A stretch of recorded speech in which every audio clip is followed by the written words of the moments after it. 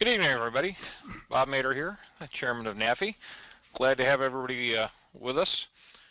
Tonight's guest is Joe Clark, and I'll introduce him in just a moment. Before we get started, the usual housekeeping. Right now I have everybody but Joe and myself on mute. I'll start opening up microphones so people can join in, but if we get a lot of reverb or feedback from a particular user, I will mute their mic, and I'll send a text message letting you know that I've muted you. You should also hear a prompt saying that I've muted you. Otherwise, it gets a little out of control. So with that in mind, I will ask that if you have your microphone on or your headset on or whatever, please make sure you mute yourself. That way I don't have to play a traffic cop. So, and we've got a fair number of users on tonight. With that, excuse me, introduce Joe Clark. Joe Clark's become a good friend since I've become chairman of NAFI.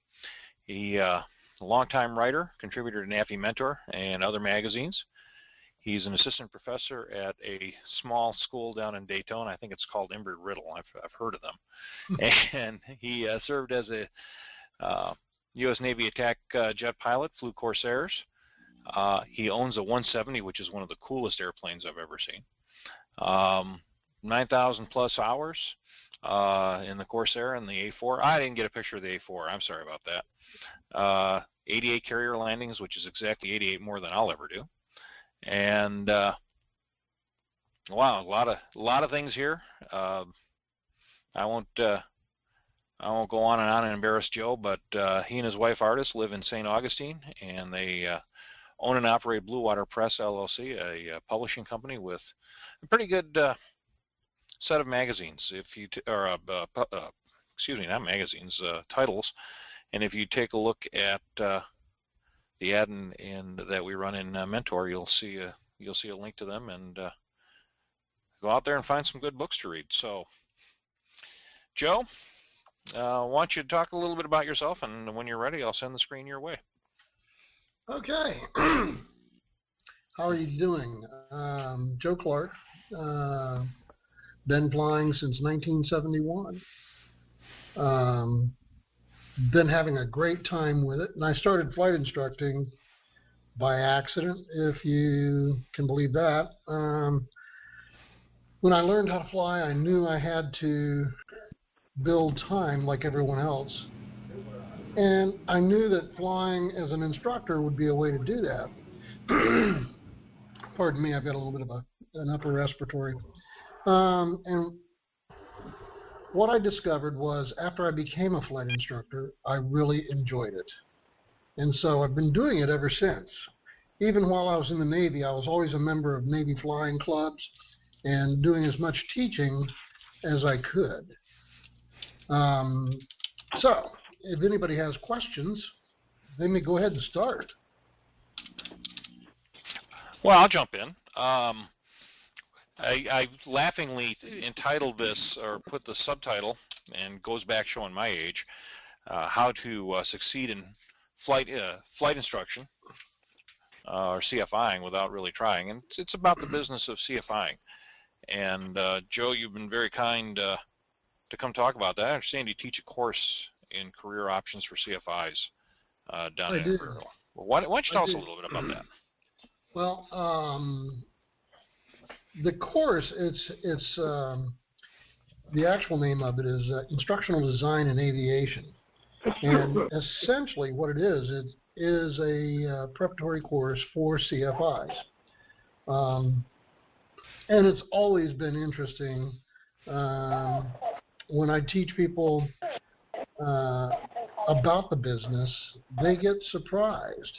A lot of people don't understand that you can actually make a living as a CFI. Are there any full-time CFIs doing nothing but CFIing out there? The mics are open, so feel free to jump in.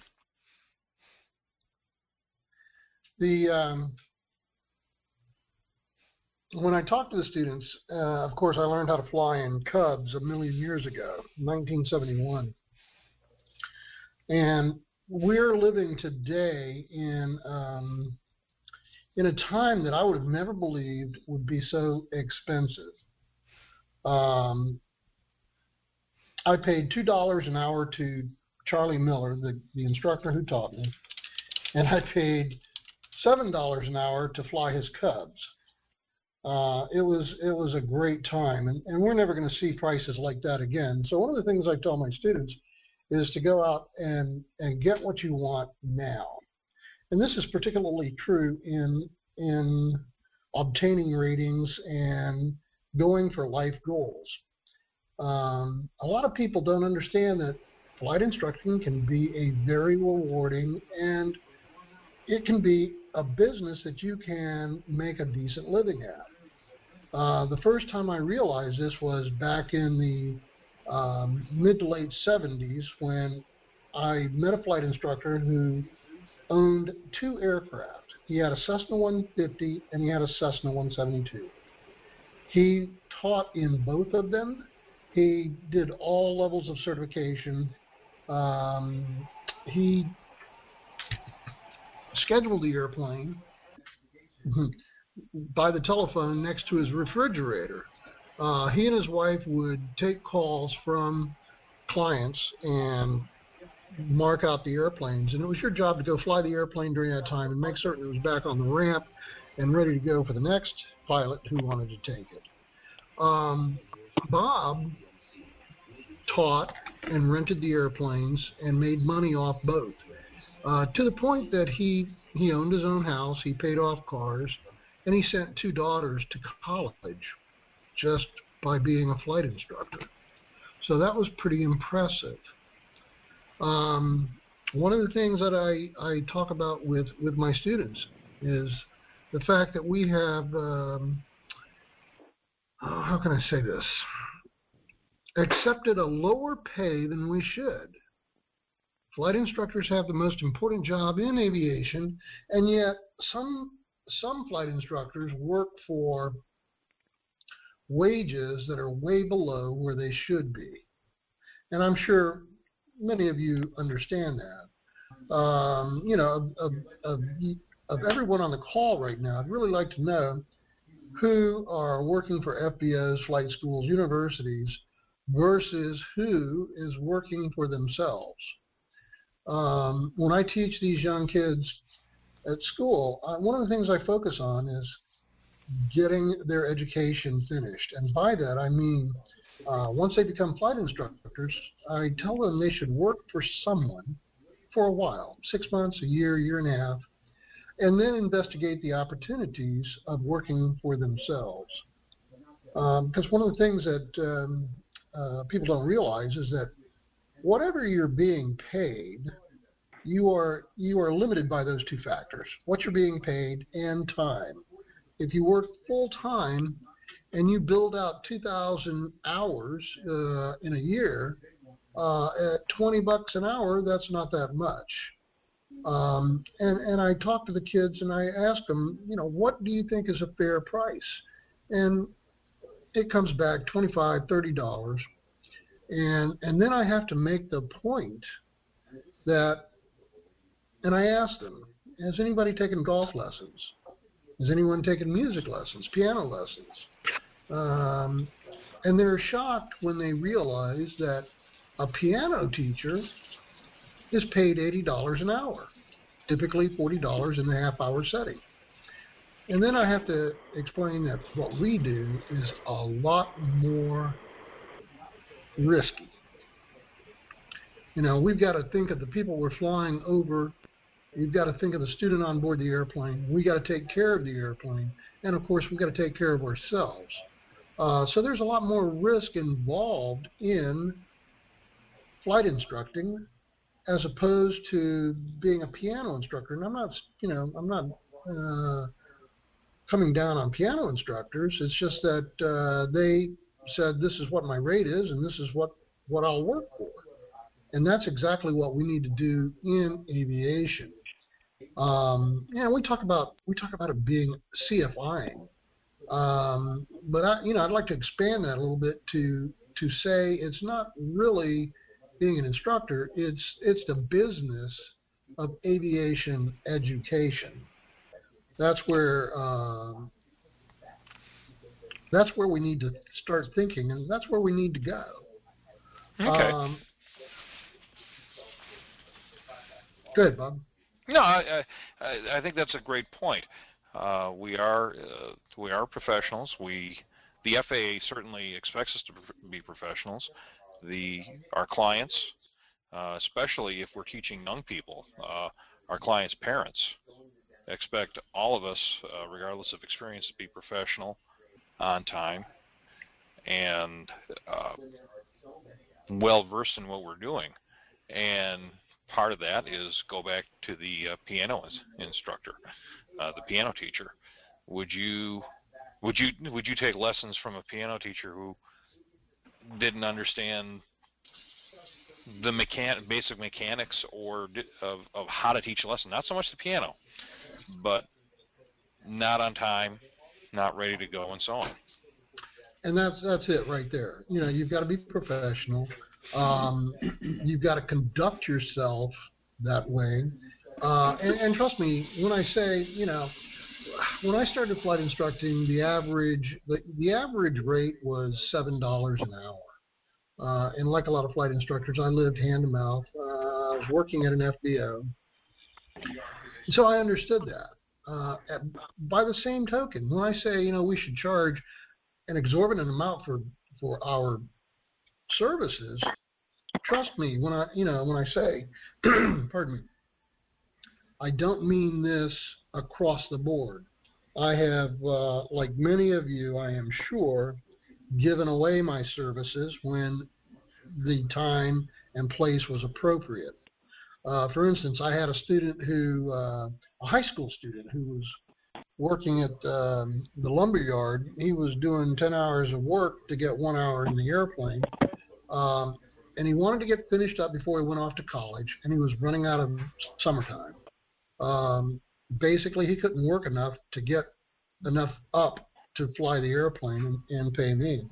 And so he told me that he was not going to finish out his private before he went to college. And I said, why? And he told me. And of course, what I did was I said, you make arrangements with the owner of the FBO, and you can just forget about my fee. You know, we're going to get you finished. And that's what I mean by being professional. There are times when you should charge. There are times when you should give. And part of being a professional is knowing the difference between the two. By the same token, you know, there's more to aviation education than climbing into an airplane and going around and around in the traffic pattern. I like to tell my students that they need to specialize. They need to make themselves aware of how they can make more money due to their specialization. When the graduates come out, they are experts with the Garmin 1000. All of the young kids today, I am so impressed with them, and they've taught me so much about iPads and computers and software. They are a whiz with anything that is software related, aviation or otherwise. So there's a lot more to this thing, and that's why I say it should be called aviation education rather than just flight instructing.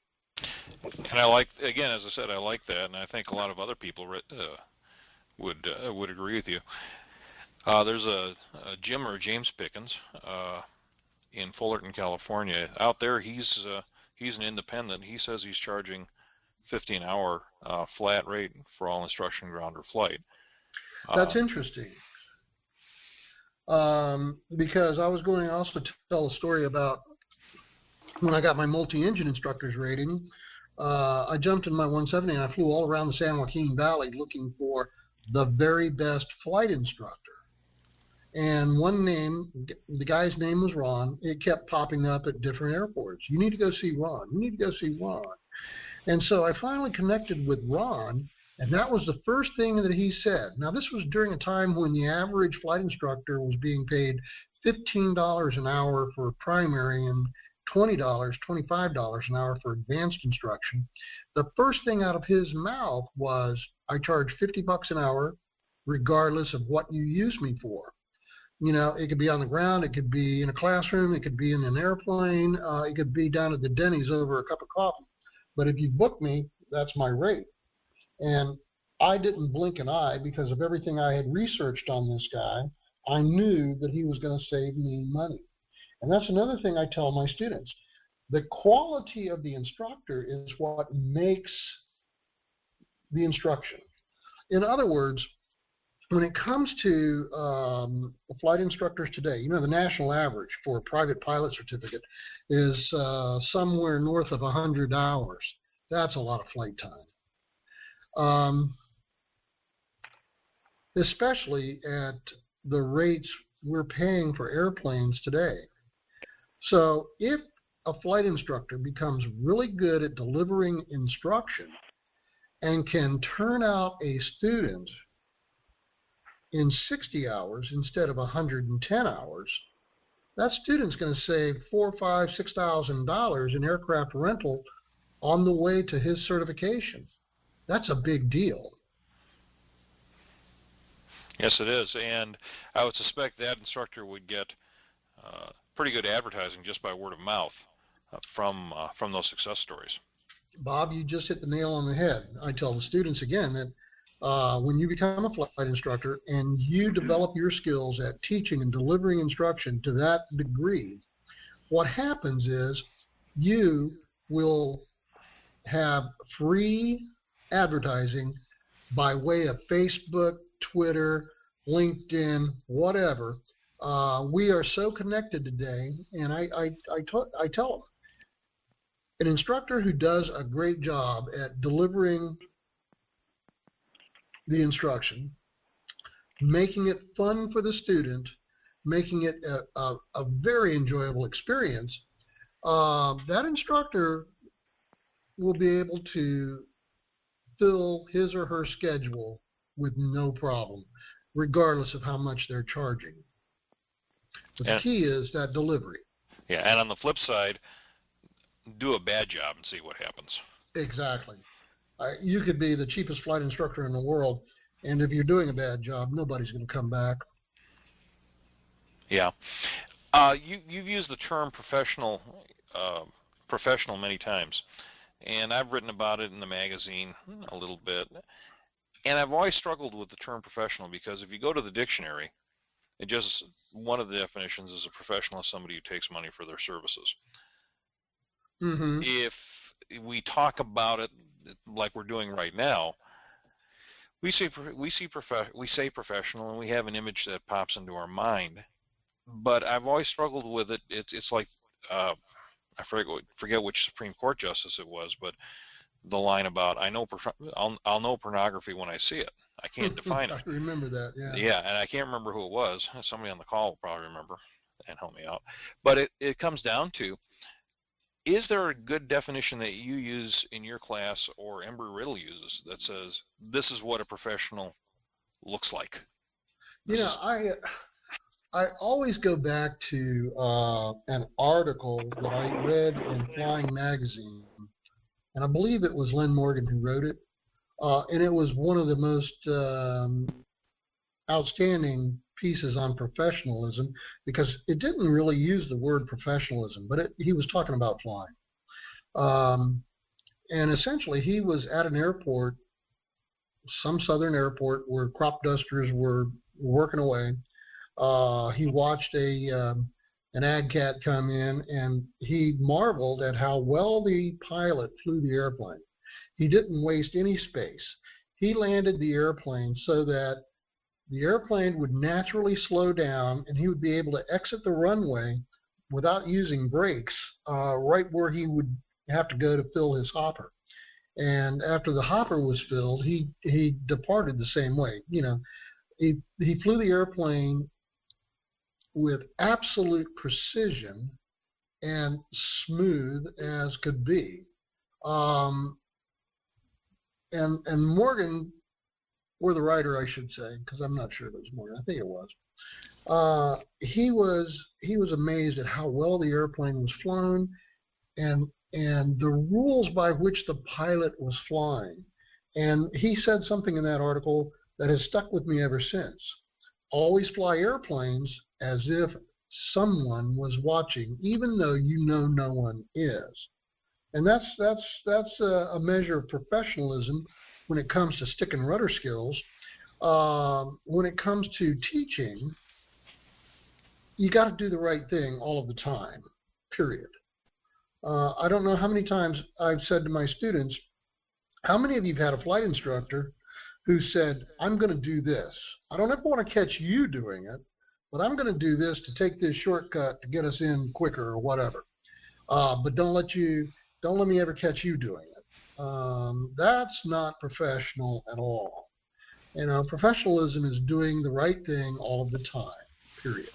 I think you've got a great working, I'll tell you, I'm going to challenge you. If you don't write the article for us, I'll make that my next position report. But but I think you hit it on the head there. William Kirshner in his CFI manual. And what a great writer. Wasn't he? I miss him. Yes, he was. I had a wonderful. I do too. I only met him over the telephone and had a wonderful 2-hour conversation with him when he was calling around asking him who was using his books. But in his flight instructor's manual, I believe it's the first or second chapter. I've got it here, but I don't want to go fishing for it. Where he's got that one of the 27 cartoons that he's famous for, and you see the CFI testing the structural strength of a hammock, and as a student is sort of free flighting the airplane. And in the text in that chapter, and this has always stuck with me, he talks about you're always on display as a CFI, and you hit it. Do the right thing all the time, because you never know who's going to see you. That's exactly right. In these days today with liveatc.net, I'm very aware that we've got an open mic in the Omaha and St. Louis areas where I instruct, and I know I've got a very distinctive voice, and it's being recorded all the time. Yep. Not just on the FAA throw it away after 3 weeks, but these things are sooner or later. One of my pithy statements on the radio is going to come out. I know that, and so it goes back to we're on display. We're the pros from Dover, to borrow a phrase from MASH, and we should act accordingly. Yeah. Kind of reminds me of that old joke about the pilot who used improper language over the radio, and ATC asked him to identify himself, and he said, yeah, I'm screwed up, but I'm not that screwed up. Yeah. The Bob or Robert Saracen, I'm probably making a hash out of the name. He's an independent out in San Diego, and he says the rates out there vary 50 to 75 an hour in San Diego. Mm-hmm. But it's not about money. Somebody else made a great point. I have to scroll back, and I think everybody saw it because it was open in the chat session. Pat D says price is nothing, quality is everything. Doubters need to read the book How to Sell Prices at Prices Higher Than Your Competition. That's by Lawrence Steinmetz. And as soon as we're done, I'm going out to my Amazon account and getting that one. Yeah, absolutely. And it's interesting that that's one of the other things I tell my students. You gotta deliver, and if you deliver, it doesn't matter what you're selling. If you deliver, you're gonna sell it because you're the best at it. And that's you're right. I gotta pick up a copy of that book too. One of the things that I try to get students really thinking about a lot of things. And one of those is the fact that, and I go back to the idea of using the term aviation education. There's a lot more to this business than just climbing into an airplane and going one-on-one with a student. As I alluded to a moment ago, when you do that, you're limited by two things: time and money. You can only charge so much, and you can only bill out so much time. But we live in a magnificent world Look at what we're all doing right now. You know, we're scattered around the entire United States, and we're connected by this thing called the internet. And one of the things that I tell my students is, I want to see you really think about starting some kind of a business that you can use to generate income for yourself in aviation. We had an airline pilot. I say airline pilot. He's an airline pilot now. He was a student back about 18, 20 years ago, who was hired by one of the regionals, and we know that the pay structure in the first year of the regionals isn't that great. And so this guy, he was going to be a professional. He conducted himself as a professional. He went into the training, and he was going through his classes. And in order to make certain that he remembered everything that he knew or needed to know, he created his own learning system. He was sitting in the cafeteria at the company when one of his peers came by and took a look at what he was doing and said, "Where did you get that?" And the student said, "I made it." Long story short, this guy says, "I'll give you 20 bucks if I can go replicate that right now at the copy machine."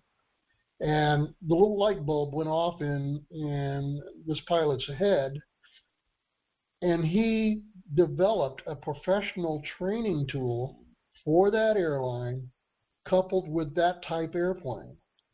When he got done with that, he developed it for the other types that the company was using, and he started selling those things like hot potatoes. He made more money selling his product, which was an aviation education related product, than he did as a line pilot. So, you know, I encourage everybody to look beyond the norm. That's a great point.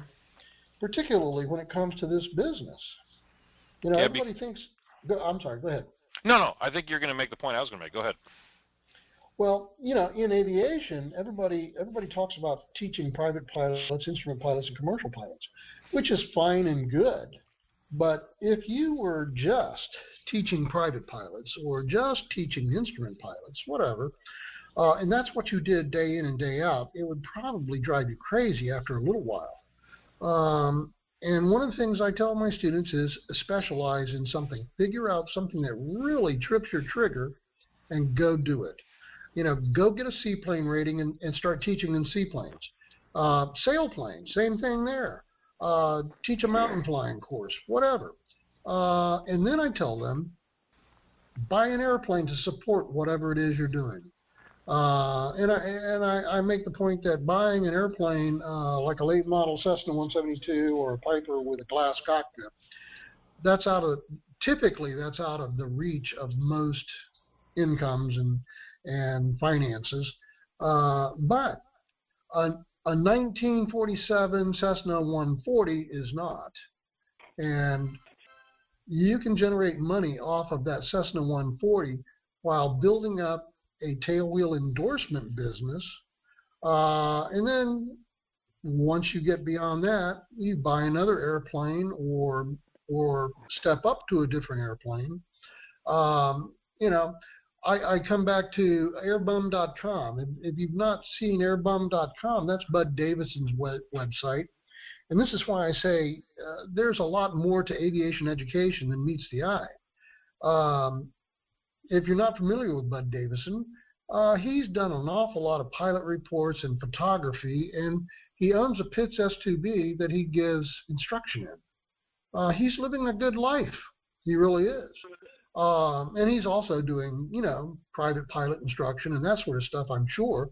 But he's got the latitude to do just about anything else he wants at the same time. And that's what we need, you know, for those who are getting a little bit inundated with the daily grind, that's a way to break out. Those are great points. And yeah, I've come to be known as, in my own case, a specialist in teaching CFIs. Everybody knows that's my favorite rating to teach. Probably because it's the easiest one to teach, because all I do is sit there and look at them and say, "Oh, really? Why?" but, but, Hey, Bob. yeah. I can relate. There you go. Hey, I got to give credit where it's due. I stole that from Jeff Edwards. But anyway, somebody asked a specific question. Then I'm going to come back to something more general. He's wondering, and I think it's Martin Fass out of San Antonio, and he's got about the same rates as other folks, depending on type of aircraft and so on. But Martin Fass asks, what should people do dealing with standby time? And that's okay. Like my own policy is, I won't charge for the 10 minutes before or after a lesson while we're getting ready to walk out to the airplane, or the 10 minutes where I say, okay, great job. But things such as charging, what do people generally do? If I send somebody off on a supervised solo and I'm standing out by the runway having a cup of coffee and I'm holding a handheld, is the clock running then? I won't, everybody seems to have a different thought. Or if you sit in on an oral, I personally, I've never charged for that when I sit in on an oral, because I figure I learn just as much and I get a pretty good critique from the examiner at that point, even if he doesn't say anything to me. I know I can, that wince moment, like where I go, oh, I should have covered that better. So I don't know. What do people like to do? What are some thoughts? And Bob, this is Marty. If you can hear me. Sure. Hi, Marty. How you doing? Pretty good. Good seminar. I'm enjoying most everything. Thank you. And this question does come up. If somebody is going out to do his 3 stop and goes, and I go up to tower, generally I won't charge for that kind of time. It more often comes up during a check ride where you may even have to fly to another airport. I don't know about you guys. I always like to be there as a backup for the guy when he's taking his check ride. I won't tell him, you go fly out to Burnett or someplace. Right. But in that case, you wind up spending, several hours, the bulk of the day out there. So sometimes I'll maybe charge a reduced hourly rate or something like that. It just depends, and I just was curious as to how other people handle that. Yeah, in my own case, and then I'll let other people answer. My own case, at least for the beginning, I see it as my responsibility to be there in case I goofed up an endorsement. Right. Yeah. That's forgot the dot and I cross a T. I'm human. I have a checklist, but I've missed little things and fixed it. I hate to admit it, but I will. But I see the broader point. If you have to fly somewhere, say in my case, if I had to fly, say, from Omaha to Red Oak or something like that, which is a good 40 miles away, do I charge for that time? So I'll open it up to other people. Anybody have any thoughts? Van, I know you're listening. You got some thoughts? Well, I'm keyed more on the ground instruction. However, I can tell you it's all over the spectrum here in Colorado Springs. Even within a flight school, the instructors may vary, at least in the Part 61 flight schools. Some instructors will definitely charge for the full time if they're student solos because they're standing there. I have even seen a situation where they double charge because they're briefing another student, but they had to be there for the first student to supervise the solo, and that's wrong, I think. Yeah, I have to agree with you. Yeah, I got a little problem with that personally myself. So. But and it covers the whole spectrum because a lot of the independent instructors don't charge for any of that extra time. They just charge flight time.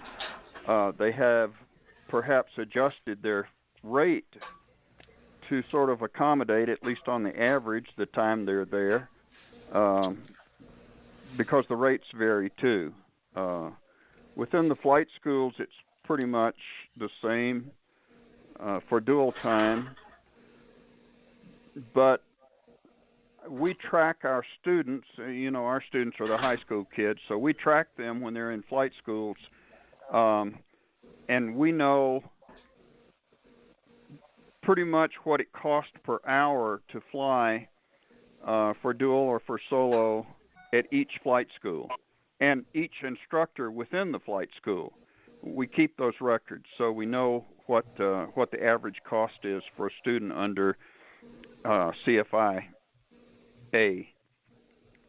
And the average is it'll run from maybe the dual, the pre-solo dual, say up to the point of solo. It can vary from $150 an hour to $220 an hour, depending on which school and which instructor. Wow. And it shows how much extra ground time they've charged during the dual. So it's far more than just the flight time. So it's an interesting set of records when you start looking at that. We don't try to control where our students go to fly. The parents are going to be the ones putting the money out, and we do say pros and cons from one school to another. But we leave that up to the parents where they're comfortable sending their son or daughter, and but it is widely varying. I don't know that there's any standard that you could say. So it sounds like the market drives quite a bit in that regard.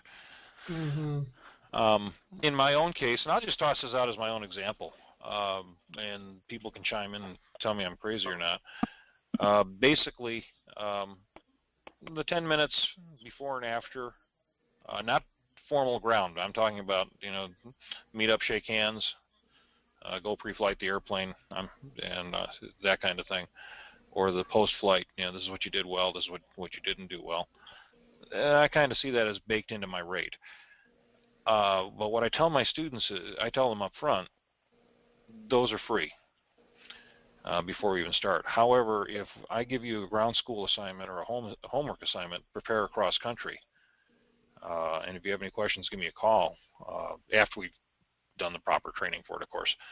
And they come back with a blank chart or an iPad they don't know how to use, and a blank flight plan. I tell them, well, that's when the flag drops. Yeah. Because that's one way I can guarantee, that's the leverage I have on them. And of course, formal ground school it's by the clock for myself. Maybe a little. I try to discount for the war stories. I know I like to tell stories, so I'll take a little time off for that. Yeah, but I tell you, Bob, stories when they relate to the instruction, they're invaluable. Got a point. Got a point. Can't argue with that one. So students learn better from stories. They'll remember the story better than they will dried procedures. Yeah, what is? Absolutely. Especially if there are stories where something didn't go so well, and you can fess up to being human and making mistakes and what you learned from it. I agree. Pretend to be this godlike instructor. We're professional, but at the same time, if you pretend you never made mistakes, you lose a lot of credibility. Mm-hmm. Well, I think that's another piece of being a professional, and I think everybody would agree is willing to fess up and say you made a mistake. I have there's 4 articles. I'm bragging a little bit here that I convinced Jill Tallman over at Flight Training to buy from me that were all about goofy things I did in an airplane, and luckily nobody got hurt, and luckily the airplane didn't get bent. The airplanes involved didn't get bent. But that's really, I sold those and told those more not to show how dumb I am, but to show that anybody could do it, and this is how not to do it again. Yeah, and that's a great point, Bob, because one of the questions I ask my classes when we start is, how many of you have had a bad flight instructor? And a few hands go up.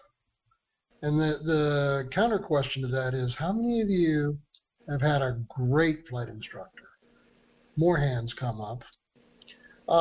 And then I talk about the way to become a really good flight instructor is to remember what the bad ones did and don't do that, and replicate what the good ones did. And then you have to always remember what it was like when you were a student yourself. Yeah, one of the... Go ahead. Then you will become a good flight instructor beyond that. One of the key points I make with my newbies, and I'm going to broaden this out a little bit with my new CFI students, is I point out that, one, we have a limited number of heartbeats that have been allocated to us on this planet. Whatever you believe in, it's a finite amount of time, and that's the most valuable commodity your students have. Absolutely. Don't waste it. And then the other is that, you know, it's, if you sit there and lollygag around with the airplane or on the ground, in the airplane, it's what, easily $3, $2 to $3, $4, $5 a minute flying. That is a lot of money for you to be, for the CFI to be out sightseeing instead of getting on with the lesson. And I say that kind of harshly because it doesn't happen that often. It usually comes up. Actually, usually that one comes home on the first lesson when they say, "Show me a clearing turn." That's actually the first thing I have a CFI teach. And this nice commercial pilot comes out and gives me this nice 2-minute turn trying to impress me. And right then and there I say, that just cost your student $4. Yep. Get this thing up in a bank, get turned around, look around, and get going. Dave Fisher came up with a good point, and he says he charges by the lesson rather than by the hour. I think that's an interesting approach. Yes, it is. That's different, and I can see some value in that. I can see some value in that one. Interesting marketing tool. Yes, it is. So let me go back to, you know, we all know the demographic of NAFI tends to be experienced instructors, and we are working aggressively to bring in newer instructors, less experienced, younger, if you will, because our job is to mentor the instructors as they move their careers. So the question I have, Joe, and for anybody else, we have somebody brand new, a commercial pilot, and they're looking at us with that big smile saying, I want to be a CFI for whatever reason, whether they want to move on to shiny jets or they want to do it because they love teaching or love the idea of teaching. Mm-hmm. How do we make somebody like that into a professional? Again, it goes back to, and it's Justice Potter, somebody help me out with that. How do we go back to the I know it when I see it? How do we mold somebody into being a professional? What do you do? You've given us some anecdotes, but you obviously have a lesson plan, a meta lesson plan, if you will, for your class. I do. You've got to remember, you cannot force anyone into being a flight instructor. And when I asked the question about the bad instructors, the corollary that goes along with that is, the instructor who is irritated at being where he is in life, he's not in his shiny jet, as you have called it. So he's a little torqued with life and thinks that he should be further down the path, if you will. And so they tend to give poor instruction. I don't want to say intentionally. They're just not with it because they're thinking in the future and not where they are right now. And I will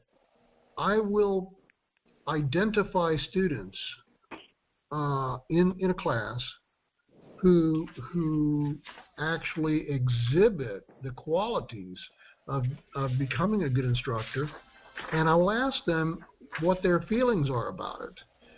Some students, they are not interested in flight instructing at all, and others are wishy-washy with it.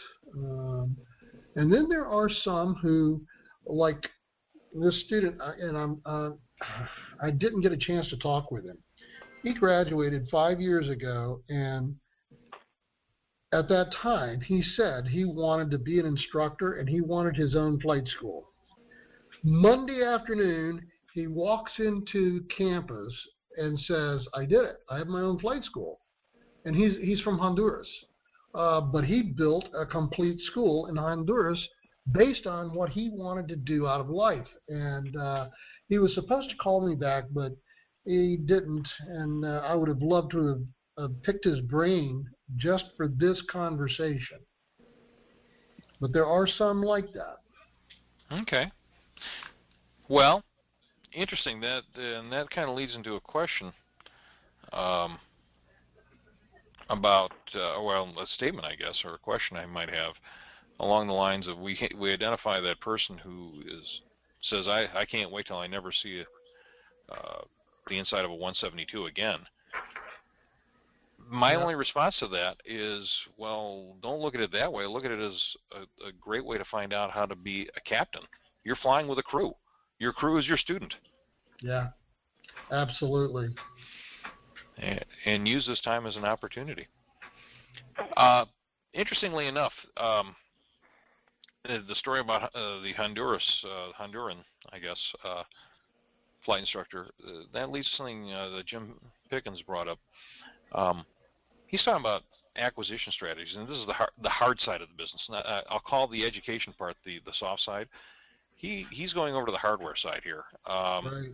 Aircraft acquisition strategies, repos, manage a club, business loans with SBA. I mean, you've been an independent. You've got the 170. I'm sure you're handing out some tail dragger endorsements. What are some thoughts? Anybody have any thoughts about how to get equipment? I mean, the airplanes aren't cheap. Even a cheap airplane isn't cheap. Let's be honest. And that's one of the things that I tell my students. And here's another thing that blows them away. The first airplane that I ever bought, I was just a young kid right out of college myself. No money, hadn't been on a job for too long. But essentially I took $350 down to my credit union, and I said, I want to buy this airplane. And it cost $2,900. And it was a 46-120. And of course, this was back in 1977. And that's why I lean towards telling the students about that, because you can still acquire older airplanes for a pretty good price. You can also, if the airplane's, a good solid airframe and there's engine time left on it, you could probably fly it for 300, 400, 500 hours over a year's period and then sell it for more than what you bought it for. And that's one of the things, that's another thing that I tell my students. I say, if you really want to learn how to fly, or if you have a friend who wants to learn how to fly outside of this environment, let them think about buying an airplane to learn how to fly in, because it can be acquired and it can be operated for considerably less than what rental rates are. And then you can sell it at the end and recoup some of that money, driving the cost, the per hour cost down considerably. And again, these are things that people don't really think about too often. And of course, this is another area of aviation education that a CFI can help their students with. They can charge for the consulting in aircraft acquisition. They can help students find the proper airplane and go from there. And of course, the students, they say, well, I've got too much student debt. And one of the things I tell them is, start making certain that your credit rating is good. Make certain you're paying your bills on time. And if you do that, and if you've got a fairly decent credit rating from it, you can actually buy an airplane by putting 10 or 20% down and going from there. That's a great point. So Marty Fast points out that there one option is a dry lease on a later model 172 or airplane of that ilk, and that would be a tremendous option. Mm-hmm. And a dry lease, everybody thinks in terms of wet rates in this business, but a dry lease makes sense. Yeah, it does. Somebody brought up the point, and I have to scroll up a little bit. John Roberts, liability insurance requirements. Now, we had Mike Adams from Avemco on, and yes, this will be a bit of a commercial. They are they are one of NAFI's sponsors, and we're very very proud to have them as a sponsor. And he obviously they strongly recommend, and I carry it, the non-owned insurance through them. A lot of instructor pilots, because I'm flying in other people's airplanes all the time, not necessarily at schools, I carry that. Right. Some school. I advocate my students carry it too. Yeah. Some schools will say you're completely covered. I look at my life and assets and go, yeah, I'm sure I am. Mm-hmm. It's worth a few hundred bucks a year just to make doubly sure. And that's, again, just me being overly cautious, perhaps. And you advocate it too, I take it. I do. The other thing I tell students is when you go to an FBO and you sign all that paperwork to rent an airplane, make certain that you read the fine print at the bottom, because there are gotchas in there that will really hurt you in the event that you should be responsible for the loss of an airplane or damage to an airplane. Yeah. Or worse yet, loss of use. Right. Yeah, exactly. Because there are cases where the airplane, the damage may not be that high, but the fact that it sits for 2 months waiting for a part. Mm-hmm. Exactly. Yeah. And one of the illustrations I use in class, gosh, I can't remember the pilot who wrote it, but he was talking about this very topic, insurance. And what he did was he set up a hypothetical where,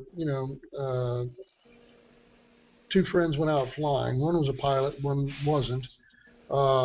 They get caught in a crosswind, a gust, and end up being hurt. And in the process, they take down a power pole, which affects 250 homes. They lose power for 6 hours. People lose food, and people lose money from day trading and that sort of stuff. And so there's a lot of lawsuit there. Mm-hmm. Yeah. So my answer to Mr. Roberts is talk to your attorney, talk to somebody knowledgeable, talk to Avemco, and cover yourself. That's I've always gone that way. Just the thought of some attorney, if nothing else, so at least I've got an attorney on my side, provided by the insurance company. Yeah, so, that's the ugly part about aviation. Yeah. And I don't really want to dwell on that. Obviously, it's a fact of life. We have to be aware of it. We can't just sweep it under the table. But that's just at the risk of minimizing it. It's the cost of doing business. Speaking of doing business, I just want to remind everybody about Greg Brown's great book. I know you don't publish it. I know our friends up in the up in the Northwest do. But the Savvy Flight Instructor is a great resource, along with all the other great books out there. And a lot of what Joe and I are talking about, Greg has in there too. And of course, Joe's got a lot of good ideas. And I think you hit on one thing. Who are the great flight instructors? And it's not just the people you've flown with. I've never flown with Rod Machado, although he's a friend. I've never even met Barry Schiff. I've met his son. but I've stolen from all these people: Bill Kirshner, Mm-hmm. Rod Machado, Barry Schiff, Greg Brown, you, uh, other instructors I've met and talked to, and it's okay. As long as you don't claim it as your own idea, it's okay to steal from other people. I think the difference between plagiarism and good research is saying a name. And so, would you agree with that? I would, absolutely. Because for one, if you've got a great idea, why are you keeping it to yourself? If it could be used across the board, it needs to be used across the board. Yeah, that's where I feel fortunate in that I have a bully pulpit that I get to use, but I don't have all the great ideas. I don't think I've come up with anything original in aviation, to be honest with you. Other than perhaps the saying, "Anxiety is nature's way of telling you've already made a mistake." But I think I'm going to steal that one and use it. I like that one. it's a little more pithy in a private conversation, but yeah, you can apply your Navy training to that one, Joe. But the point is that we do have a great outlet for those of you that are listening tonight. David Hitchman is always looking for content. Joe's written for us. I'm going to brag on your behalf, but you're going to have to help me with the title of the award. One of the articles you wrote, Joe, got you an award at Embry-Riddle. What was the award? Yeah, it was recognition for my contribution of writing for NAFI, along with a particular article that what I wrote about was learning from our mistakes and learning from our friends' mistakes, the ones who make those fatal accidents or fatal mistakes that turn into accidents, and yeah, you lose, and that's it's apropos that you bring it up right now with Memorial Day coming up, because I've got about 21 friends of mine who, in my mind, will always be in their 20s and 30s.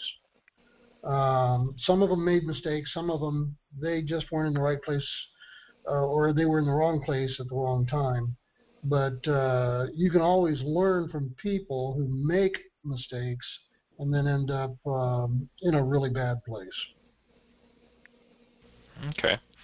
And on a positive note, we do have a great magazine with a great editor. Those of you that want to contribute to helping other instructors become professional or more professional, or as our tagline says, promote excellence in flight instruction, please contribute. And I don't have to be the only one who writes for eMentor either. Again, if you have anything you'd like to contribute, editor, I'm okay today. Editor at nafinet.org is the address, and we'd love to hear from you.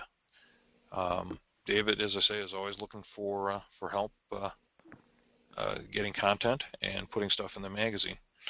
At the same time, I'd like to ask all of you for some ideas. Normally at this point I'd be announcing next month's webinar. Now I'm working on something, but I'm not ready to announce it. And so I'm afraid I don't have anything to tease for next month. And I'm going to get yelled at by somebody who's on the phone with us tonight. It would be John Gibson, our business director of business development. But I'm looking for ideas. What would you like to hear about? These webinars are a lot of fun for me to produce, or for us to produce. Very enjoyable. I get to talk to some nice people. Toss me some ideas, and if you've got an idea that's really good and you want to be the guest, all of you that are here, and you'll see something in eMentor about this too next week. Please, if you had, there's about 44 of you here tonight joining us, and if you had an hour to spend listening, well, it's not too painful an experience to talk for about an hour with me, or whoever might have a guest host if business takes me away. I think Joe will attest that this has been a pretty painless experience. Yeah, absolutely. So we'd love to hear from you. We'd love to have some ideas, and if you want to participate or conduct one, let's do it. And I'd enjoy that. So on that note, we're coming up to the top of the hour. Joe, I really want to say thank you very much for participating tonight, and always a pleasure hearing from you. Well, I will echo what you said. It was not painful at all. Okay, great. You know, so everybody should try it. Okay, and it doesn't have to be just talking. We do presentations, and occasionally the chairman learns how to speak proper English. The other thing I'd like to toss out there is we are coming up to the summer flying season. It's Thunder Boomer time. Joe, I was looking at the radar before we got on down at the St. Augustine area, and it looks like you're getting the daylight speed out of you. Well, not now. It moved off. Good. Off of my house, anyway. Good. So just be careful. It's that time of year, and everybody, please be careful. We're into that season, and you'll always hear that from me. We want the same number of people coming in at every one of these that we had the last time. And it is apropos that Joe brought up Memorial Day. Please take the time out and thank a vet, thank somebody who's in the service, and please remember those that gave all for the freedoms that we enjoy in this country and around the world. We're very fortunate to live in this place and time. Before we go, a couple of things. Joe, if you want to do a shout out for Blue Water Press, feel free. Absolutely. Those of you who want to write a book, let me know. Okay, what's your website down there? BlueWaterPress.com. Okay, that's an easy one. And Marty Fass sent me a note reminding me that I should give out my email address. It's in every eMentor. It's also in the magazine. It's R Mater Mike Echo Delta Echo Romeo at nafinet.org. And I know it's not spelled the way it sounds, but I insist on the German E, and I apologize to the world for that, but not really. But anyway, rmater at nafinet.org. If you're not quite sure of it, as I say, it's an eMentor, and just drop me a line. Just make sure on the subject line, if it's about webinar, include the word webinar in there somewhere, so I put it in the right bucket in my email. So, on that note, everybody have a safe Memorial Day weekend. Again, thank someone who's been in the service or their families, and remember those that have passed on, and stay safe. We'll see you next month, and we'll have an announcement in next week's eMentor as to what we're doing. Take care, everybody. Good night.